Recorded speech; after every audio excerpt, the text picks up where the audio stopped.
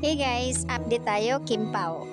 Medyo kinikilig ako dito Kasi nga kahapon, IG story si Kim kung sana'y nasa Tagaytay siya. Doon sa isang video niya na kuha sa photos nasa swimming pool and then nasa lobby area. Makikita nyo guys sa swimming pool na malapit lang din doon sa something kalsada daanan. Kasi napakaganda nga naman ng kanilang lugar.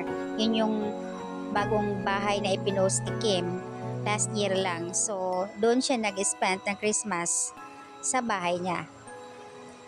Guys, hindi ko lang sure pero ayon sa mga nagsusuko na napakagaling, may nakapark na sasakyan ng kulay gray. Hindi ko lang sure kung anong pangalan ng sasakyan, pero yung forma at yung kulay na mismo nakatapat doon sa malapit sa swimming pool ni Kim. O diba? Doon at sa swimming pool ay pareho lang kay Kim, which is doon si Pao. OMG! Sino bang hindi kikiligin dito? Hi, may nag-comment. Parang may hinala ako. Si Pao nandoon sa Tagaytay?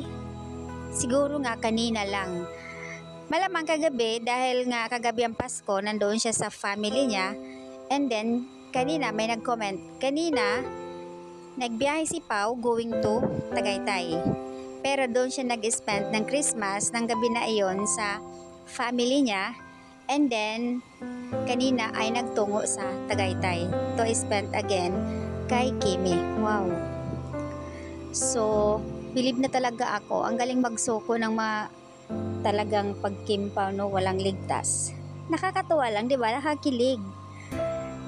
Tuwang-tuwa ako dito kasi nga ang galing magsuko ng mga kasamahan natin.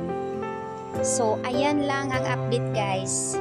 Bahala na kayo mag-isip. Basta ako, natutuwa ako sa mga nagsusuko. So, ibig sabihin, positive si Pao na nagpunta kanina sa Tagaytay para makakasama si Kim. Enjoy, Kim Pao.